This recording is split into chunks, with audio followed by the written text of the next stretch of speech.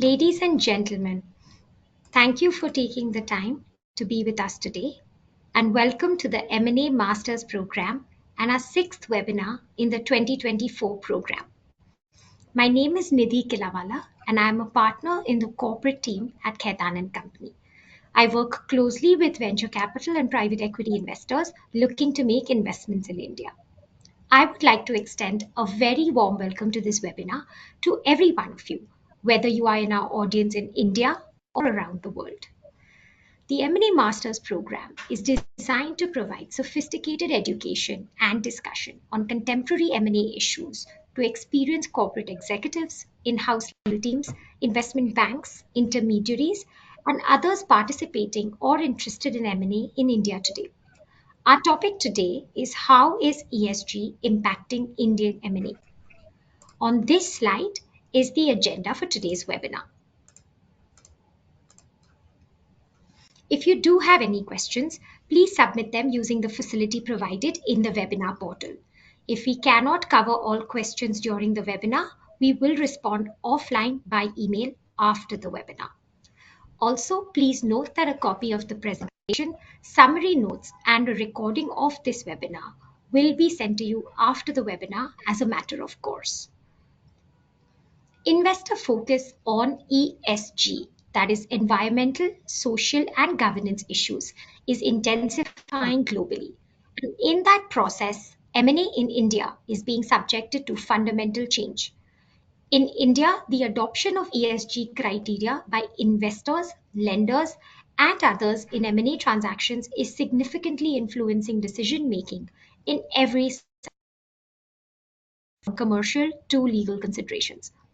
Today, we will examine how the ESG criteria is redefining the parameters of value and success in M&A transactions, including the impact on due diligence, risk assessment, and eventually deal execution.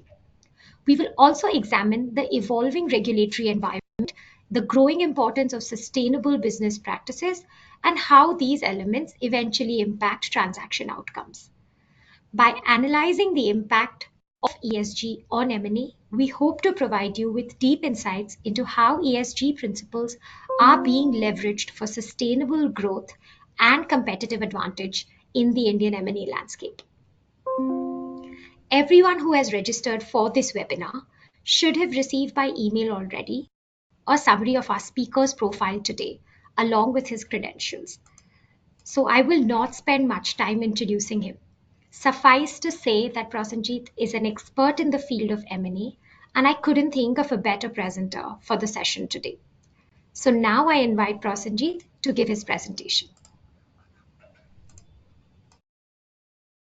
Thank you, Nidhi, for a very warm and generous introduction and wonderfully introducing the topic to our audience members. A very good afternoon, morning to all the esteemed audience members who have tuned into this webinar.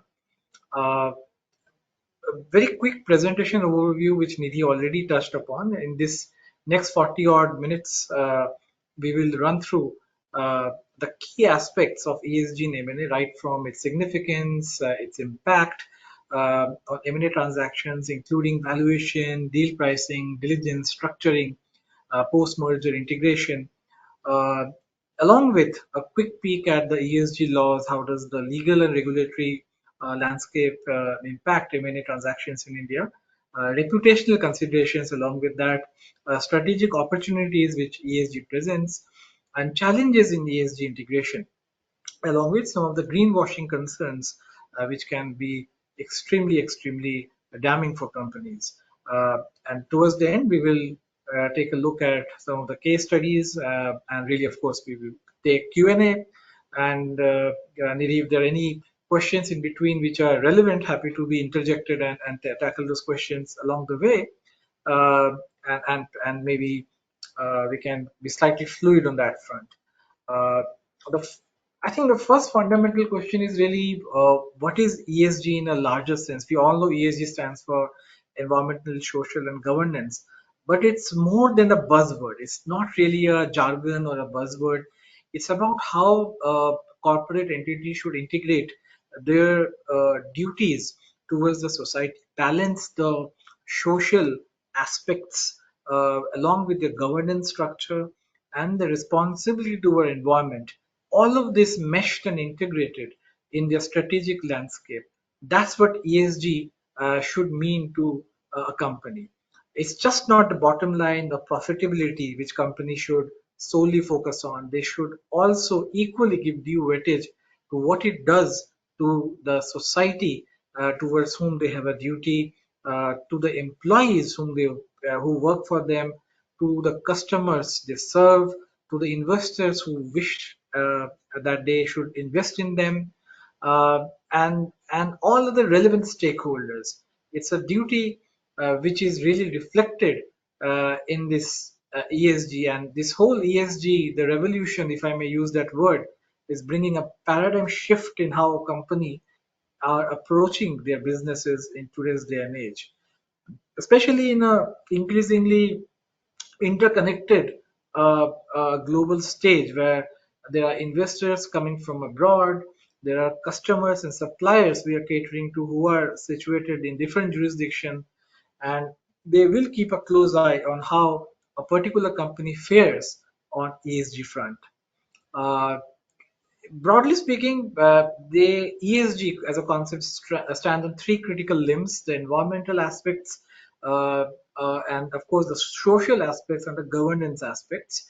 And there are a variety of aspects, a range of topics which we will cover today on documentation, on structuring, on how ESG as a concept will impact M&A transactions. The first question really which will hover in anyone's mind is why ESG really matters. I think firstly, uh, the various stakeholders demand that you are compliant with ESG. Now, who are stakeholders in the M&A transactions? There are multiple stakeholders at play, right from, of course, the investor whom you're looking to woo as a company, whether you're looking to do a M&A transactions through primary investment or a secondary transaction. If your ESG compliance is not up to the mark, uh, you really stand to lose big time. Of course, there are customers whom you want to cater to. Again, as a company, if you're not up to the mark, you will really not be able to get a lot of good customers. Likewise for suppliers as well and lenders also. So all the stakeholders demand that a company should kind of be ESG compliant. Increasingly, there's also regulatory pressure, and you will see the law in India is evolving. Right now, of course, the listed companies are the ones who are mandated, at least the top 1,000 companies, to comply with the BRSR regulations or disclosure. But you will see that increasingly a lot of companies will come into the fold of this kind of ESG compliance. Of course, the law is scattered, and we will talk about it later. But there are company law provisions like CSR and other legislations which are applicable to even unlisted companies.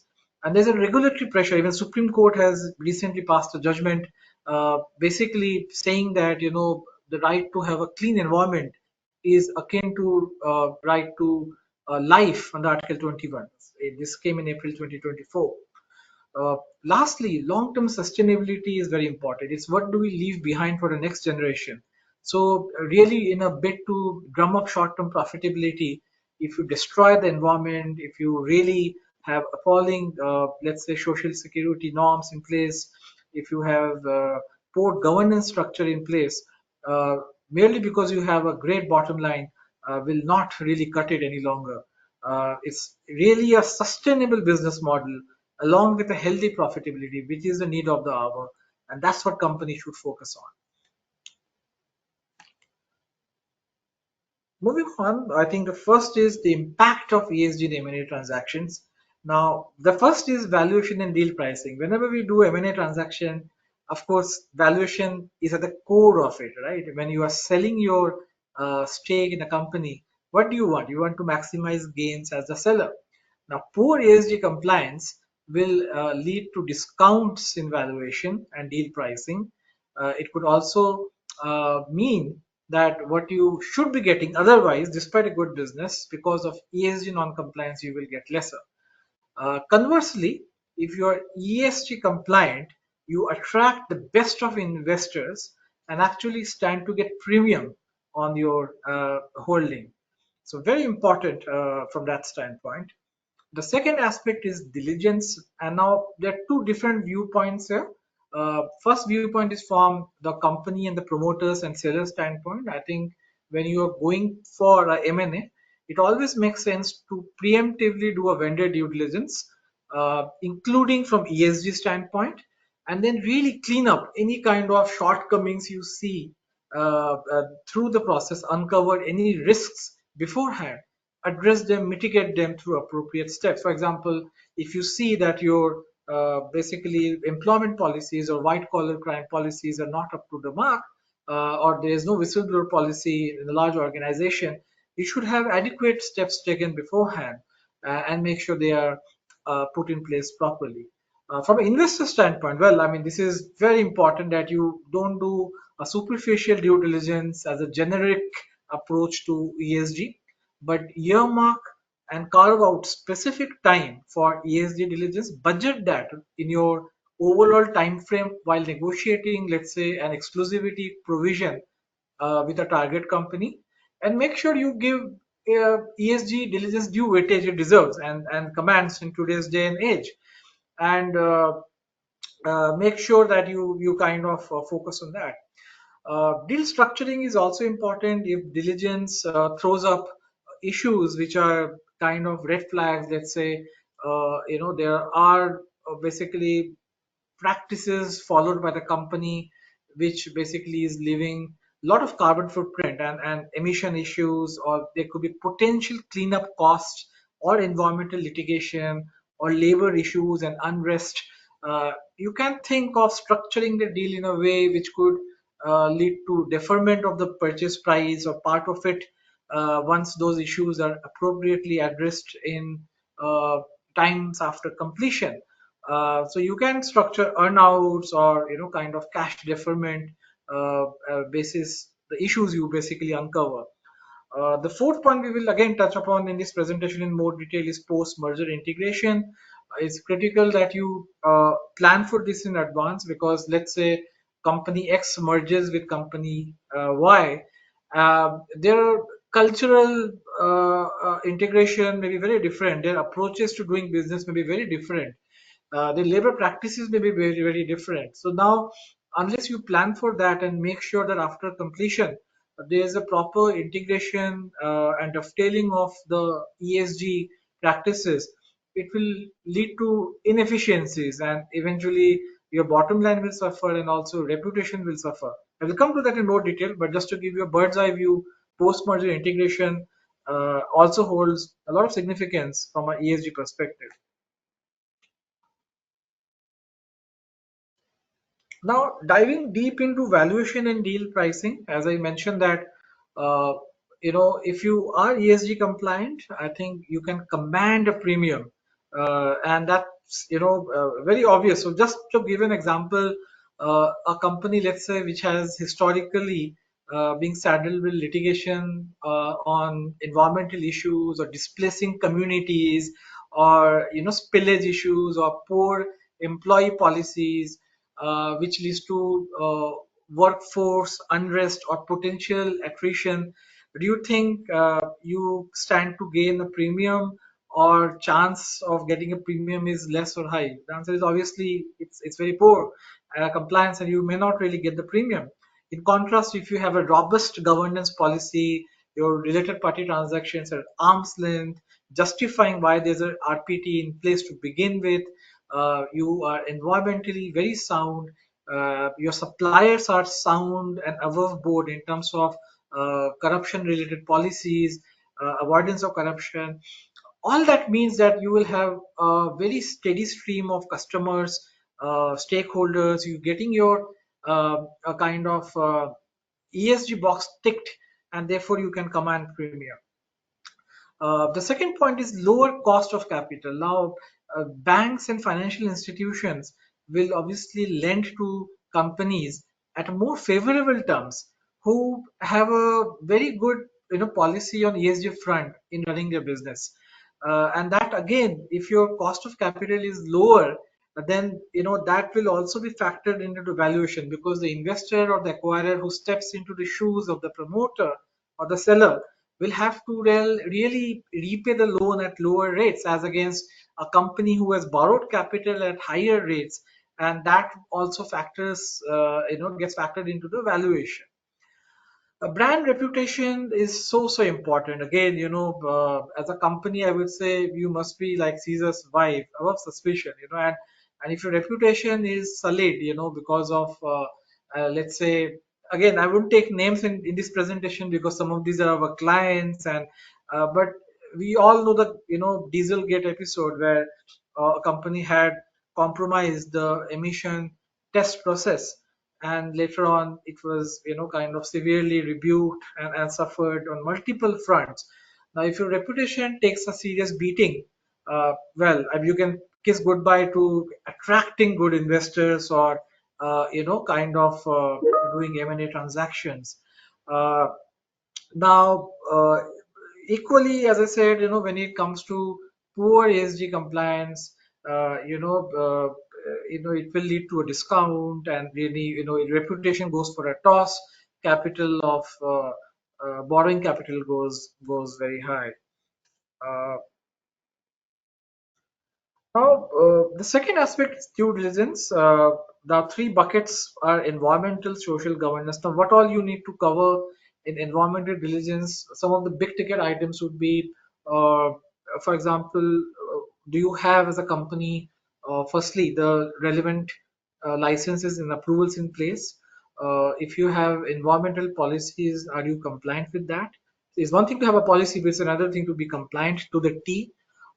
Then thirdly, if your factory, if you're manufacturer in a hazardous kind of a business, then are you really taking due care to dispose of your waste in a proper way, not damaging the environment or surroundings? Very important that there is no damage caused to the local communities where you operate. That can be catastrophical. If you lead to, let's say, a gas leakage, or if you lead to contamination or oil spillage, it can severely cause adverse effect to livelihood, stocks, and of course human life. Uh, then the social diligence is also critical. Do you have adequate diversified approach to your employee and workforce, and your DNI is super critical. There should be no sense of discrimination and alienation whatsoever in the workforce, because if you have poor employee policy, you can't rule out strikes, which will eventually lead to resentment, kind of issues with the strikes and all.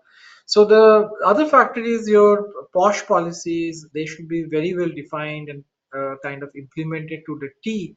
And no matter who the person who is kind of facing an investigation, it should be impartial and fair. The bonus policies, the incentivization policies should be absolutely critical. And all the labor laws, the labor laws, of course, in India undergoing a change, and we are hoping and anticipating that all these lots of labor laws will be merged into four labor codes soon.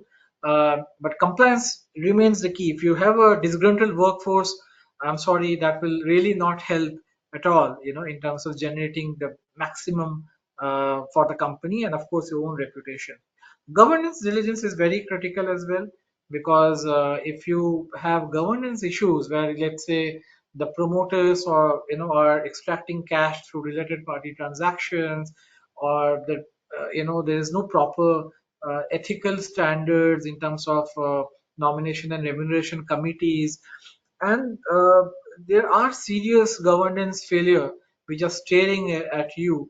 uh, Again, you will not inspire any confidence in any investor to kind of invest in your company, because there is always the threat of cash leakage, because the investor will wonder that if I'm investing in this company, then really will the cash be utilized for the objective, or there will be a leakage. So all this risk identification should happen. And as I mentioned, as a vendor, if you do it preemptively, you can fix this so that when you go to the investor, your house is in order. And as an investor, if you identify this risk, well, if it's a red flag, you should flag it and look for appropriate solutions in the definitive agreements.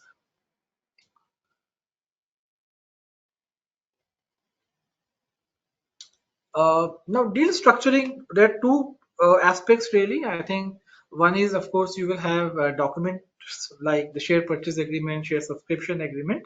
Now, here you should have appropriate reps and warranties which are customized. Again, one should not have just generic reps and warranties tackling ESG. You must, as I said, have a customized and bespoke approach towards the diligence and also the representations and warranties you are seeking. So you must have the specific reps and warranties on ESG. If there are any future, let's say, compliance expectations of the buyer, the investor, you must have appropriate, governance. For example, if you want a company which is in food sector to start producing more nutritional food, or a company whose packaging is not today very environmental friendly, you want them to comply with certain ESG standards of the acquirer, you must have governance on an ongoing rolling basis to which you can make them accountable in case of a default. And the right hand column, if you see contingent considerations, now if you have governance which sellers are expected to comply with, instead of really suing them for breaches, it's better to have an earn-out mechanism which acts as an incentivizing tool where the sellers are motivated to comply with the ESG norms and get paid basis those milestones. That also aligns with your objective as a buyer. If you are a global conglomerate whose ESG standards are very high and lofty, and you want that particular Indian company to comply, you must really ensure that the target company is aligned.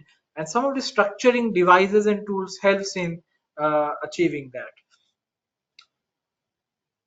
Now, post-merger integration is a very critical aspect because, as I mentioned, that once you do complete your acquisition, uh, that's one part of the equation.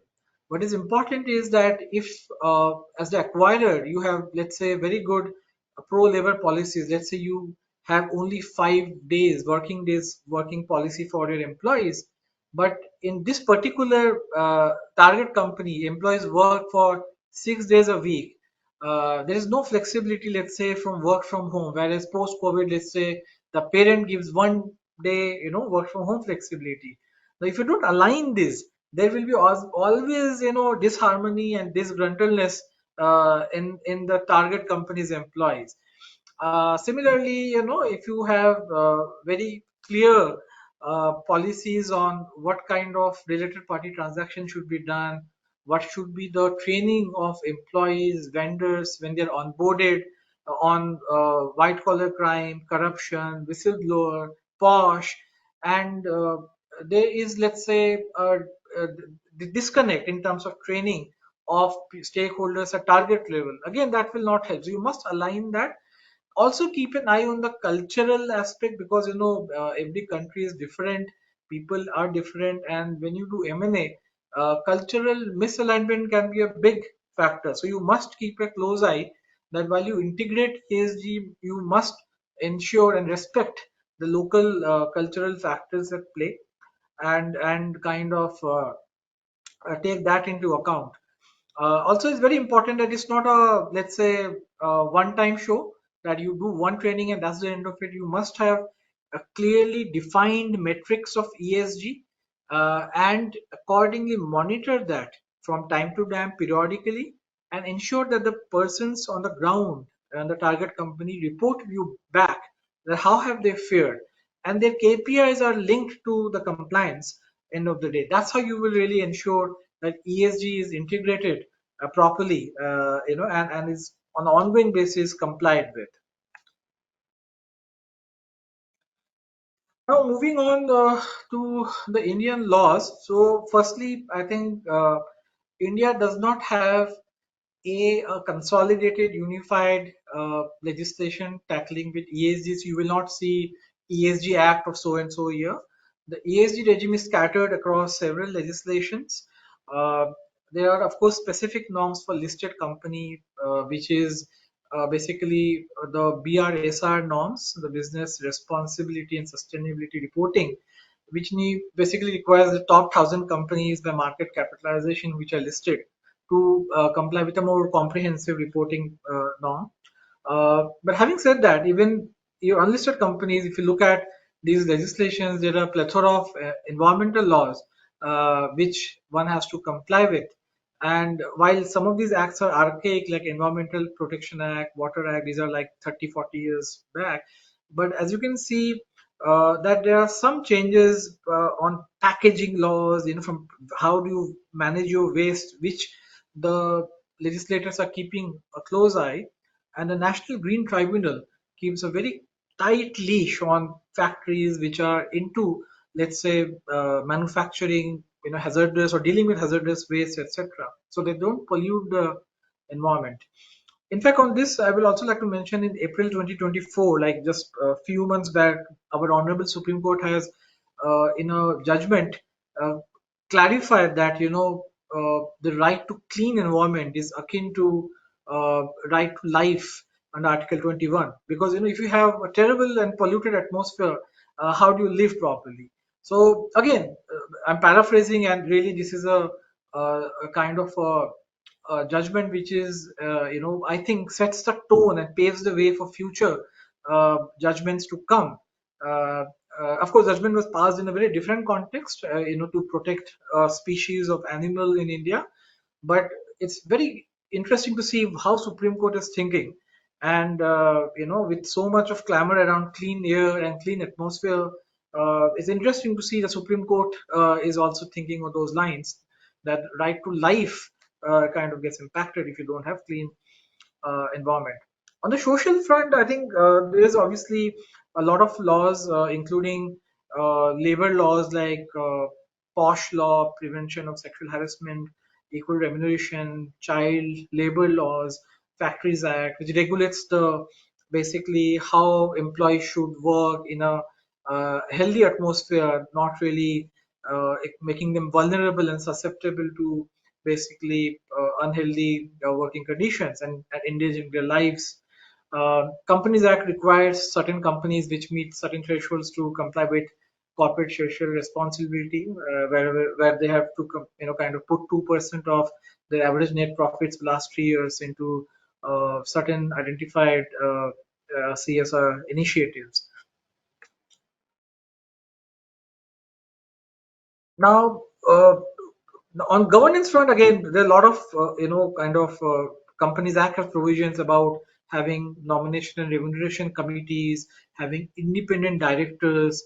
All of these, are so important because having, for example, independence in board ensures transparency. That whatever decisions are being taken is just not a close group of coterie who are driven by their own vested interest taking calls, but really considering a lot of other aspects, and then they're taking decisions. Similarly, for listed companies, LODR, the listing and disclosure requirements stipulates the BRSA framework, which I touched upon. Insider trading is severely frowned upon in India, so because you can't obviously take the shareholders for a ride, so that is equally important. Then, of course, there is laws around Prevention of Corruption Act, cheating and whistleblower policy, etc. So, in a nutshell, the laws are slightly old, but they're scattered all over in many legislations. But increasingly, you will find the legislature and the courts and tribunals tweaking it to keep up pace with the current developments. Now, I think there's also a lot of regulatory and market pressure. Uh, as you can see, that a lot of debate is going on climate change and its impact, and policies and government's commitment at international forums to really go carbon neutral, reduce green gas emissions, etc., etc. Now, so there is a soft pressure, I would say, on every government, and that is going to reflect in terms of more stringent regulatory norms, which will come in the future. Standard of labor laws will also improve, and there will be more pro-labor policies, and also the governance standards. That also needs I would say, to be heightened so that there is more impartiality, independence involved, and there is less kind of, let's say, underhanded stuff which may play out in closely held companies. You need to have a more transparent governance mechanism.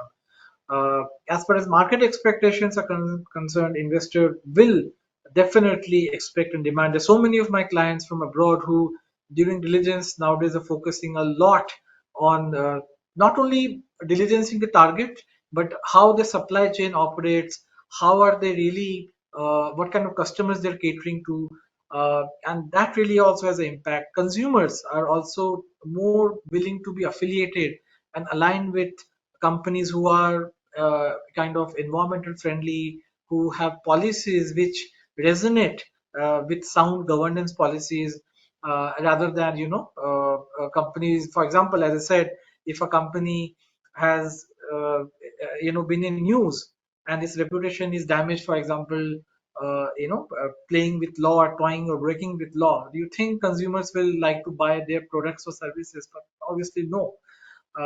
So very important that consumers' preference is also kept in mind. And industry standards, that's also evolving. While there is no one size fit all, but industry standards are also evolving with time.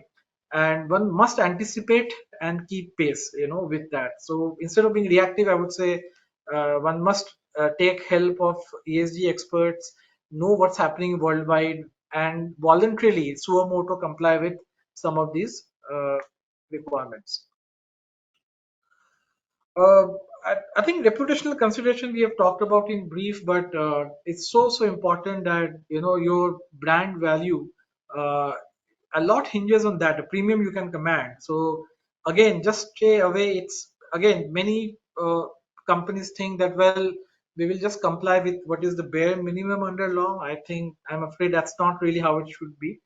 I think if you have a very good ESG track record for a decent period, that really sets you up very, very nicely for M&A standpoint. As I said, this is not a regulatory presentation where whether you should comply with ESG or not. That's just one part.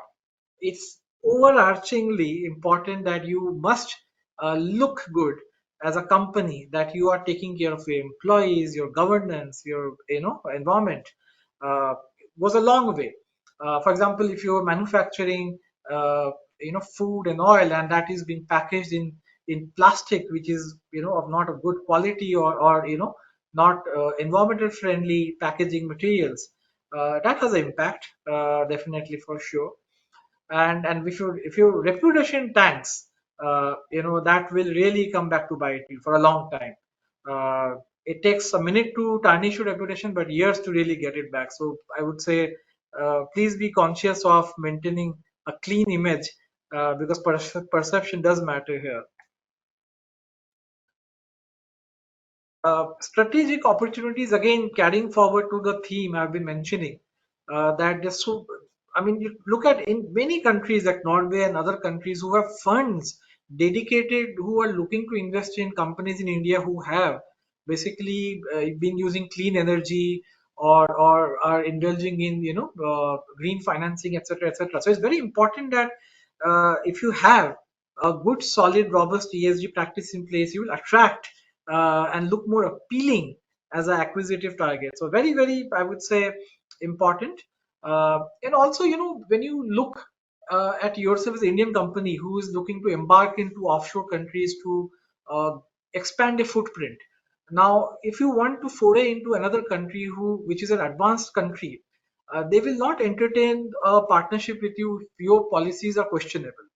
In contrast, if your ESG policies are very robust and proven, uh, you will always find that you will be welcomed with both arms in these countries, and which means you will be able to expand your footprint, develop product, innovate, learn from technology of these countries, and eventually, if you expand as a group, again your valuation increases. As a M&A prospect, you look far more better. uh, Again, from value creation standpoint, if you have energy saving systems in place, waste reduction system in place, there is supply chain resilience, all of this does what? It saves cost, it makes you're running business more economical, more efficient, which adds to value and then leads to premiumization of the company.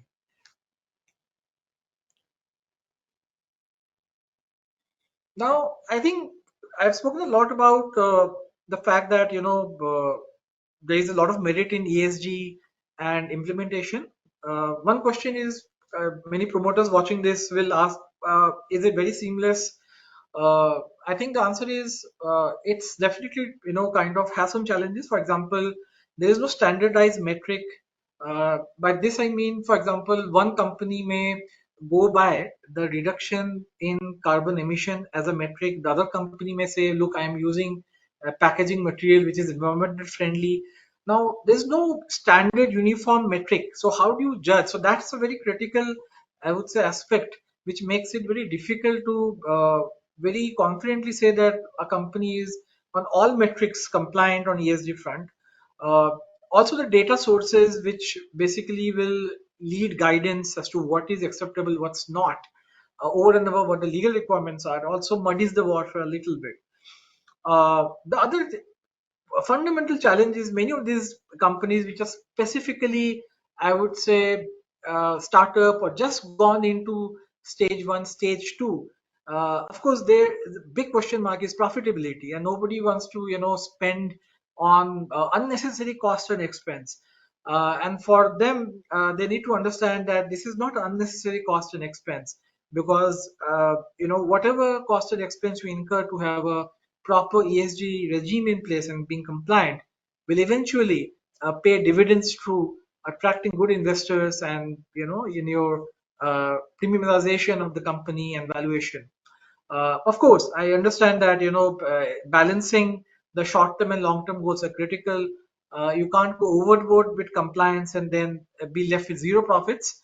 Nobody is suggesting that. You must strike a balance like anything else. Be prudent, be pragmatic, but equally don't ignore ESG, saying that I'm not required. I'm a small unit. Why should I comply with, for example, a sound policy on governance? I don't need to have an independent committee. Why should I have independent directors? I mean, the more transparent you are, the more benefit you will derive when you grow in the future, and that's the foresight you must have as a company when you're growing, which will really differentiate you and give you a significant competitive advantage. Uh, I think the next slide is a very interesting one. Greenwashing concerns. It's a term which was coined in 1980s, and basically when you try to whitewash your sins around being compliant with green energy laws, that is what led to greenwashing. Basically, companies overstating their compliance with green or ESG policies when they're actually doing the bare minimum. Again, I will not take names, but there are companies who have claimed that they are complying with, for example, they're using natural resources to manufacture their bottling units, etc.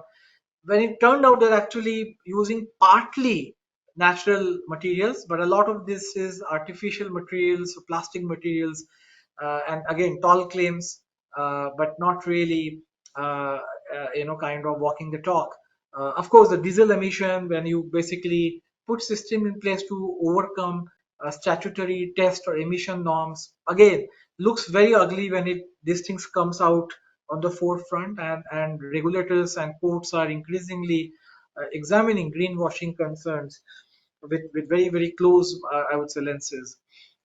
Some of the mitigation strategies to really tackle greenwashing is basically, as an investor, you must ensure that the target company has transparent reporting. So basically, the reporting norm should be fair, independent.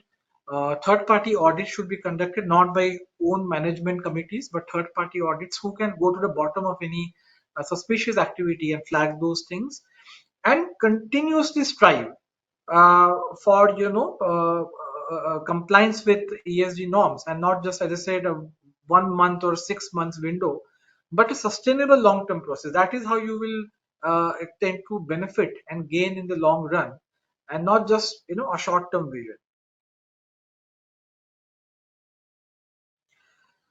Now, I think as we come to the end of the slides and before we go to the Q&A bit now, I think this slide and the next slide basically, talks about some of the case studies, some of the large acquisitions which have happened in the Indian context and global context.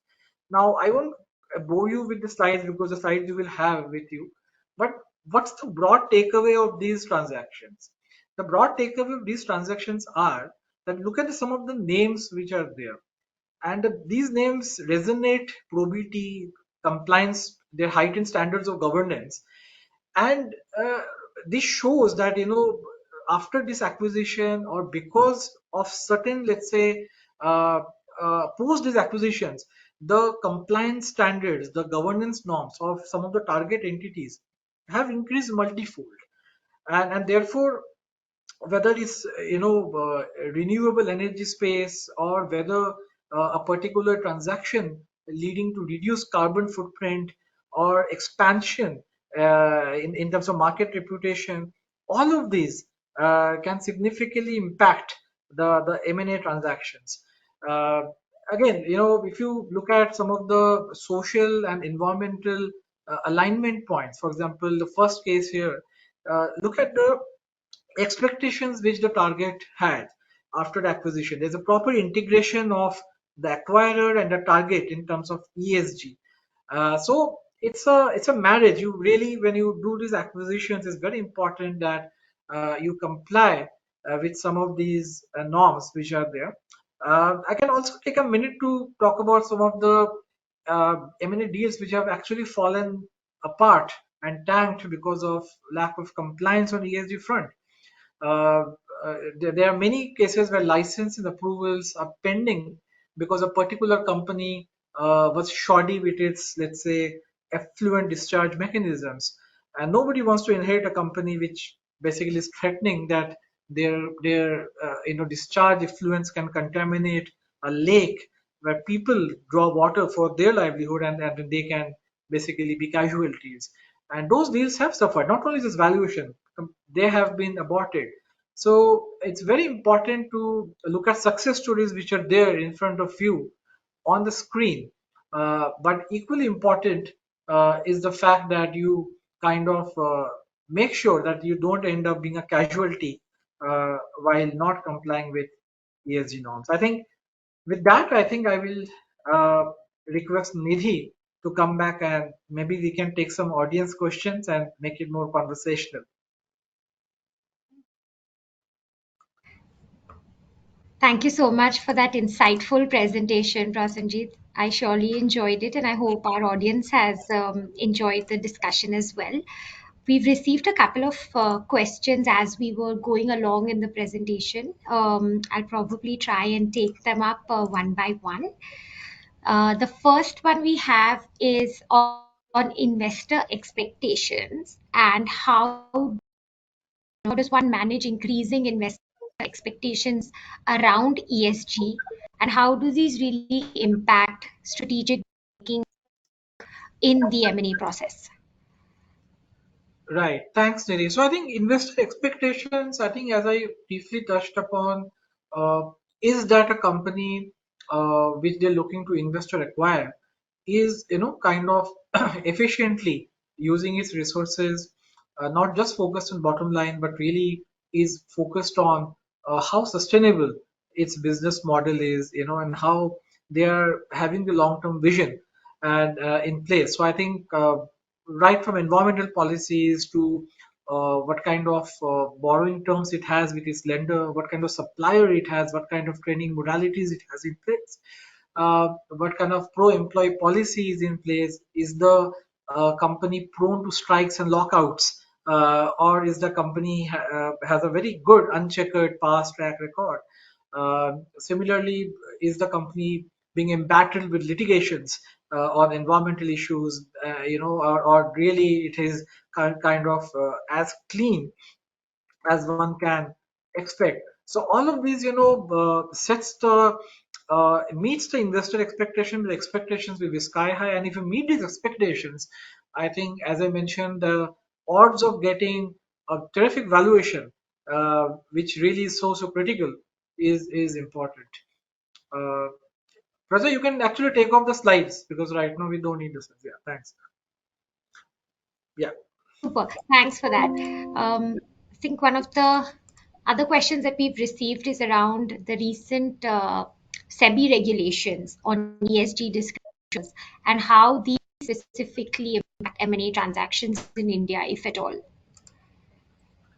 See the SEBI disclosure requirements, the BRSR norms. Of course, they heighten the compliance standards. Uh, of course, listed company will have to demonstrate that they have complied, which are basically in that 1,000 crore plus market cap. And from a M&A standpoint, I think, of course, the acquirers will continue to monitor very closely the compliance with these norms, because if you are complying with this very, very heightened norms, it means you're doing a thing or two correctly. And I think that again goes to the valuation you can command, and how well you're running your show as a company. So I would say yes, it will help and facilitate both in terms of investors getting more confidence in these companies, and from promoters trying to get a good valuation because of this, well, I would say compulsory disclosure norms. Thanks for that. I think we have another related question, which is how can acquirers ensure that ESG related clauses in M&A agreements are actually enforceable and lead to meaningful performance improvements? Well, I think like any other clause, Nidhi, in a M&A document for audience members, it's basically you have to ensure it's the ESG clauses are drafted in a very specific manner. They're not vague, and therefore, when I at the outset mentioned that when you drop your reps and warranties, your covenants, your indemnities, uh, instead of just having catch-all language, also have specific approach to ESG. If you, let's say, have identified a specific risk, let's say a particular gratuity fund is not funded, or if you see there is a particular contamination issue which the company is grappling with, a license is missing, then kind of you have a specific recourse and not just a generic indemnity recourse. And again, as I mentioned, I believe as an acquirer it is better to have a set of mechanism, an earn-out mechanism or a incentivizing tool in place, rather than after the deal is done chasing a seller for indemnities, because that itself can lead to a long drawn process. So better to have earnouts and structural models in place which can enforce or help in enforcing these rights. But legally, see, in the Indian law, it's a contract. So long as your contractual tenets are met, and you are smart about structuring it properly, have some leverage on, like, through earnouts and all, you're good as investor. You can have recourse and dip into this recourse. Super helpful. Thank you for that. Uh, I think one of the other questions that we have is actually it's a mix of I think some of the case studies that you were intending to get into more detail as well on, Prasenjit. The question is around, can you elaborate more on some M&A transactions and say examples, specific examples, which highlight the importance of ESG and, potentially that could have been deal breakers? Of course, the audience wants us to share names where possible, but fully appreciate that some of this might be confidential. So, at least on a no names basis, if you could give us some examples.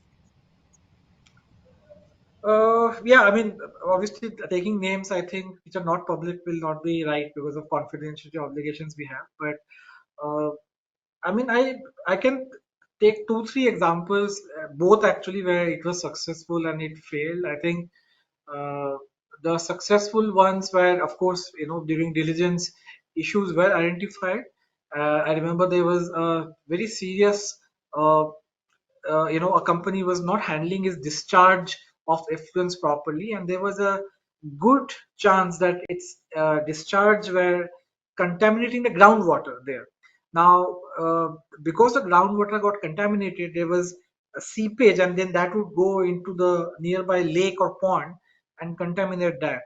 And our clients, who were a foreign investor, as a condition precedent to the transaction, required a proper and thorough cleanup exercise. which entailed a lot of cost, and therefore it became a bit of a debatable point because the target was not very keen to incur a lot of cost as a condition precedent without any assurance on closing. And therefore, after prolonged negotiations, uh, we eventually prevailed because it was too big a issue for our clients to digest, and they did incur a decent amount of cost. But the termination clause in the SPA was very watertight, so that there was no bad faith walkout or no easy termination rights. And they had got 3 months to complete, and they did manage to their credit substantially demonstrate that the emission norms were properly been taken care of. So they had set up a separate, tanker, and the past issues they had proven through environmental experts that it hasn't kind of contaminated anything. So that was one transaction which was successful. Let me give another example where it did not materialize.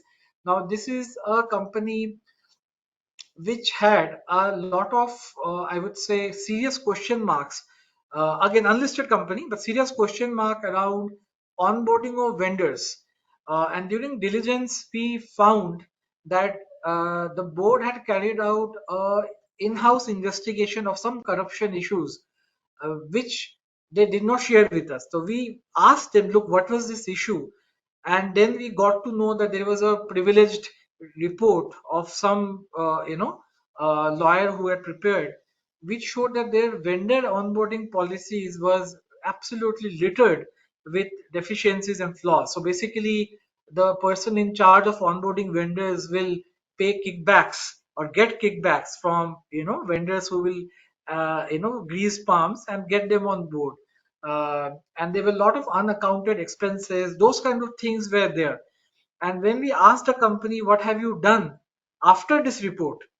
We didn't get satisfactory responses, which really made our clients who were looking to acquire a decent stake, 25% stake in the company, very jittery because, we don't want to be in bed with a partner who not only knew what is going wrong, but despite knowing hasn't taken adequate steps.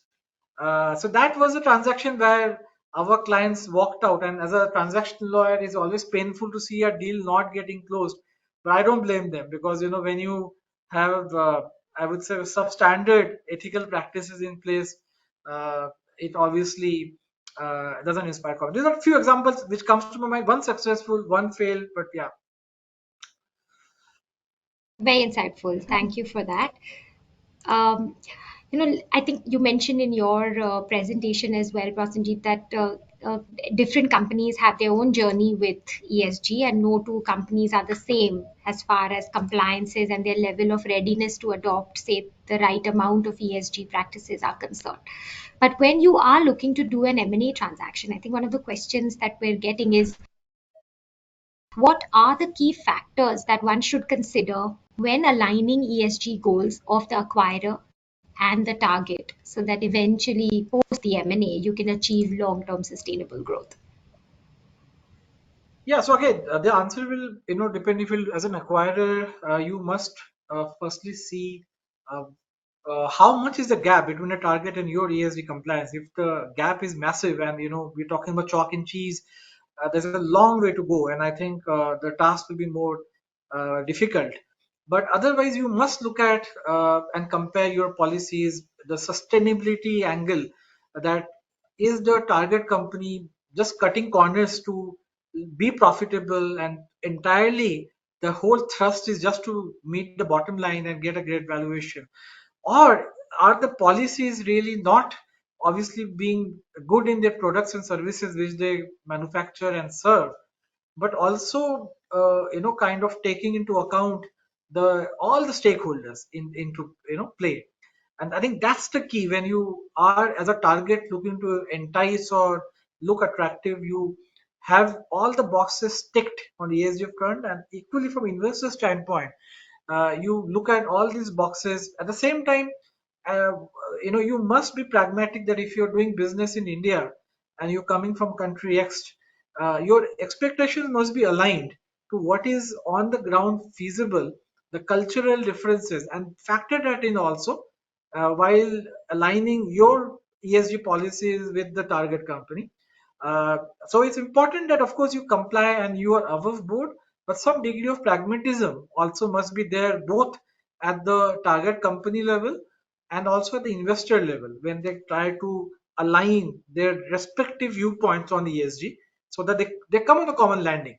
That's very important so that it's kind of a win-win for both companies. Yeah. Right. And I think another related question that we're getting in the chat box now is, does the company size sort of impact the ESG score as far as when investors are assessing how compliant or how good a company is faring on the ESG metric? If practically in your experience, have you seen the size and scale of the company play a role at all? See, it's I would say unfortunately, even if you are a let's say small company, let's say 200 crores, 500 crores, micro cap or whatever, the expectation doesn't lessen. It doesn't give you a free pass to indulge in anti-ESG policies. I mean, you can't say, well, because my market cap is small, you know what, I will, have poor employment policies. I will not treat them well. I will give them not so good policies, or not give appropriate bonuses, or have a posh policy which is shoddy, or have related party transactions between related parties for considerations which are not justifiable and not on arm's length.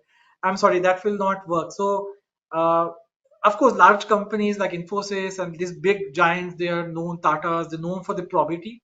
Some of them is voluntary, some of this is driven by law. But small companies will be much better off in complying with some of these voluntarily, as I said. So whatever they have to comply under law, they obviously have to do it even voluntarily, even if they donate, let's say, a small element of their profits to community building. Let's say I'm operating in a state where there's a slum. What if I donate a part of that to kind of educate some of the downtrodden in the local community? Do you think that will help and enhance your reputation when you look to attract investors? The answer is obviously yes. So, regardless of size, I think you must focus to enhance your ESG compliance, and the ESG score. The investor will still judge you regardless of your size, I would say. Thank you for that. Very interesting question. One other question that we have is, what are some of the best practices for managing reputational risks associated with acquiring a company that has a poor ESG record? Uh, Sorry, you said poor SG record, right? Poor SG record. Okay, That's right. so if you come, so okay, so I think it's really goes back to the I think mitigation strategies really. Now, if you have a company like which, let's say, I'm acquiring a company which has a lot of red flags in terms of ESG compliance. Firstly, I have to make a strategic call whether I want to do this transaction or not, because if the gap is too big and the risk is too big, perhaps I will not like to even get into that business. However, if the business makes sense, what I should do is secondly look at the valuation. I should not overpay for that business. I must discount the risks which are identified.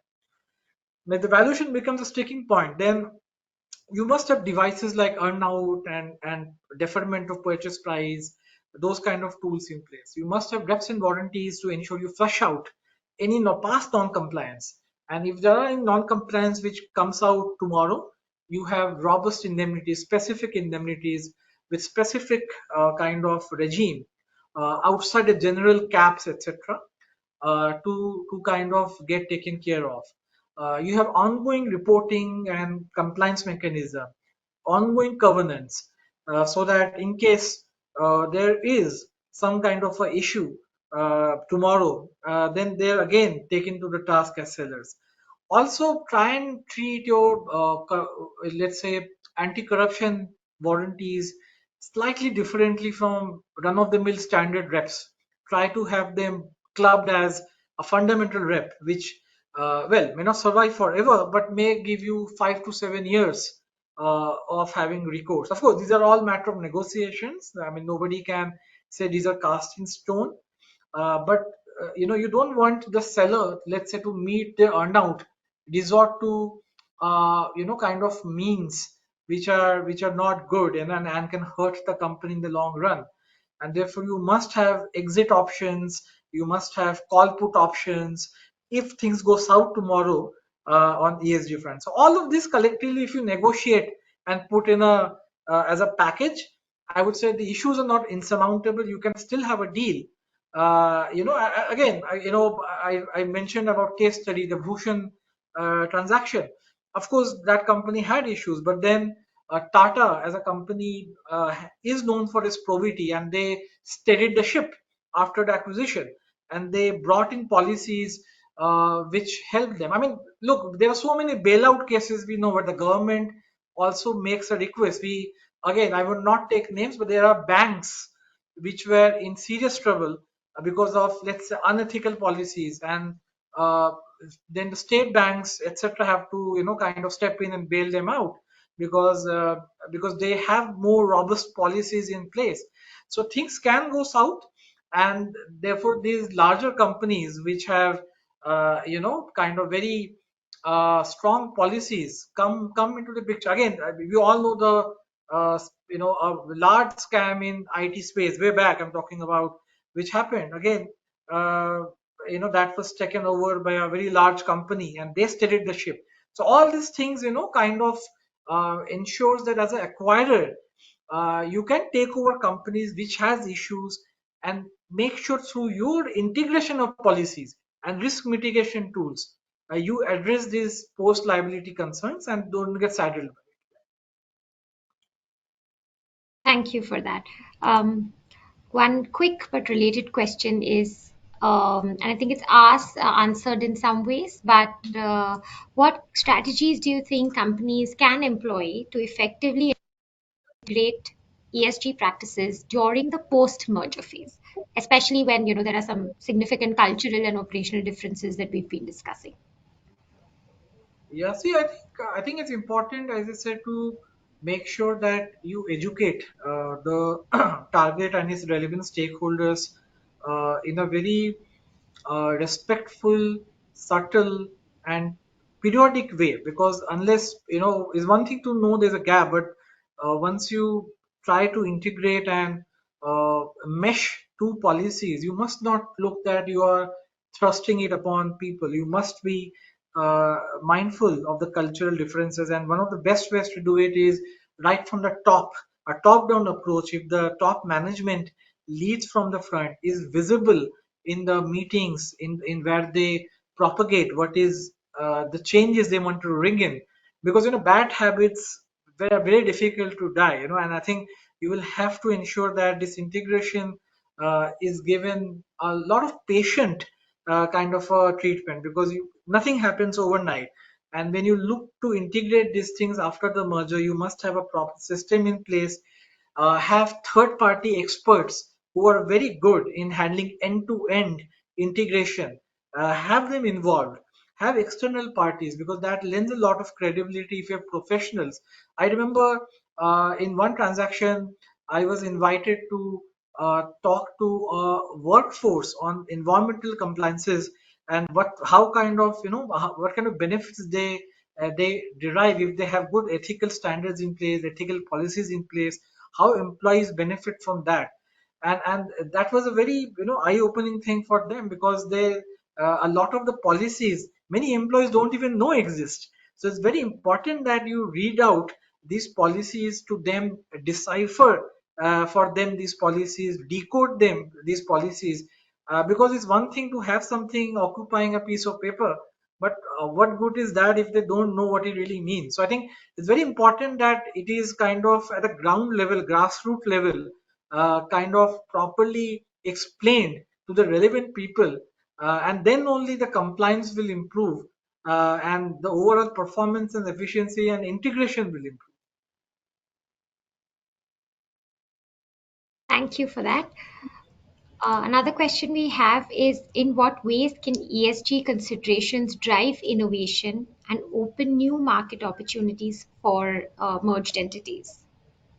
So actually, this Sandeep, I had covered partly in my response that if you are a company who has got a terrific ESG score, you will get a foot in more seamlessly in advanced and matured jurisdictions Mhm. because that opens up doors for partnering with companies who equally have a strong, let's say, inclination to partner with companies with a good track record on ESG front. And therefore, if you do partner and team up with these companies who have a, let's say, novel technology or factory in a particular geography where strategically you may have a lot of customers but you don't have a presence. So all of this can help you open new doors when you set up shop or do a partnership.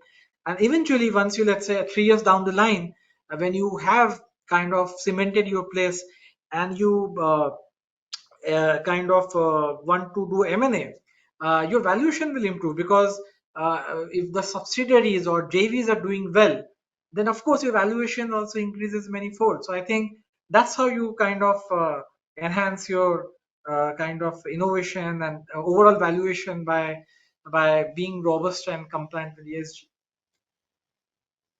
Fully agree with that. Thank you for that.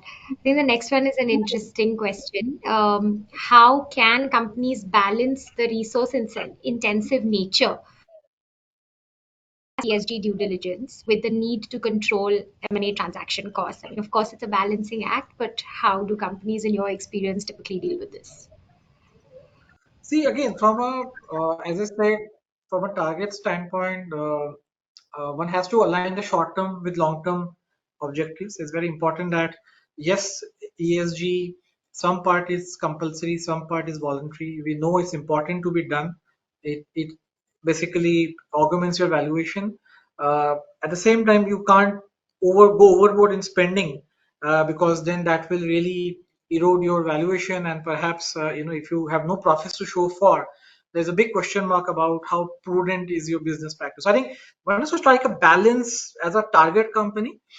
As acquirer, when you are diligencing a target company, you must be willing a to spend on well advisors to do a proper diligence because you that's a very specific aspect. Uh, Equally, once you complete the transaction, there will be a specific budget required for integration. You cannot avoid or miss that. It's very important that you don't overlook because every company which does acquisition will have a budget for this transaction. And if you don't factor that or undermine the cost involved in integration related aspects, it's a big mistake because then you will again cut corners or not give due weightage to integration after the acquisition in the rightful way, and you will suffer, or the business will suffer in the long run. So it's all about striking the right balance between short term and long term goals and really arriving somewhere around a middle ground. I know it's easier said than done, but if you have experts guiding you, advising you, I'm sure you can come at a common landing which takes care of the community, the employees, the social aspects, profitability, and all of this can be achieved without compromising one or the other in a substantial. Thank you. I'm just conscious of time, so maybe we take the last question for now. Which sectors are most critical from an ESG perspective? Well, that's a good, very excellent question. Like others, I think this obviously the sectors which are, I would say, exposed to environmental related issues like manufacturing or dealing with hazardous waste, infrastructure, obviously are very critical, because that's really where a lot of scope for, let's say, environmental issues can be there. Uh, Industries which are workforce intensive, equally very important. Uh, Technology driven, I would say companies are very important. Again, for example, compliance with data privacy has assumed traction like never ever before. So I think those kind of sectors will be, I would single them out. Having said that, other sectors also needs to keep ESG in mind, but these sectors by the nature of the operations mandate and warrant a more, I would say, prioritized approach towards ESG. No, super. Thank you so much for that. We do have a couple of unanswered questions, but like I mentioned, we'll be sure to circle back with specific responses post the session. For now, maybe we can quickly sum up, and if I can invite you, Prasenjit, to please share your three key takeaways for our audience today. Yeah, I think. Well, I think it's I would say three or four, but I think the key takeaways to my mind, firstly, ESG is just not a buzzword. It's really not just a compliance issue. It's much more than that. I think you must look at ESG not as a burden, but as a tool to set you up very nicely for M&A transactions uh, by enhancing your value, making you look more appealing to investors, and really enhancing your reputation. So that's the first point I would say, which is very critical. The second is that as a target company, you must be preemptive rather than reactive in ESG matters. By that I mean you must, from time to time, periodically carry out due diligence checks, compliance audits, so that you know how well or poorly have you fared on the ESG front, and take appropriate mitigation steps beforehand to correct those flaws and errors and really have a good ESG system in place. From an investor standpoint, thirdly, I would say when you're looking at a target, you must do a thorough due diligence exercise. You must factor in additional time in your exclusivity period so that you can devote the time and resource the ESG deserves in order to properly identify the issues and then tackle them through a proper documentation in reps and warranties, governance, or shape of earnouts, holdbacks, indemnities, etc. Uh, Very important that you do that. And lastly, I would say that as a business, it's very important that what you're doing today is sustainable in nature, because the whole world is changing with the advent of AI and whatnot, and it's sustainability which will ensure that you don't evaporate tomorrow with changing times. And if you are able to keep up pace with the recent developments, what's happening worldwide with other countries on the ESG front, keep up pace with them and proactively take steps, I think you will do yourself a massive, massive favor in times to come. Specifically, at least today's topic is on M&A, so from an M&A standpoint, to make yourself look very appealing, like a beautiful bride, and inviting the best possible suitors for you. Super. Thank you so much for your time today. I certainly enjoyed the presentation and I hope our audience did too. Before closing, I would like to request each of you to respond to the poll slide. Prajay, if I can please request you to put that up.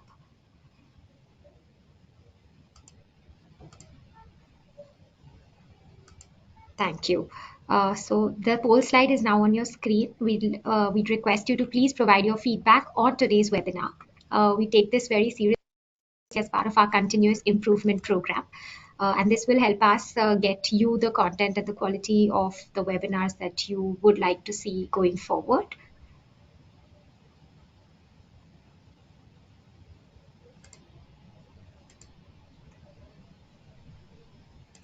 Okay.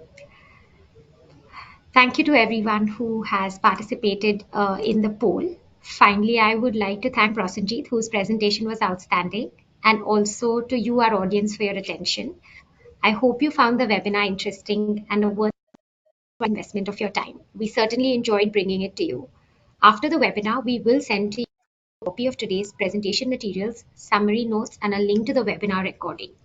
You will also separately receive a request for your feedback on the webinar. Please do take the time to send us your feedback. Comments, criticism, and even compliments are very welcome. The form takes less than 1 minute to complete. So we'd be grateful if you could spend some time in sharing your thoughts and recommendations with us.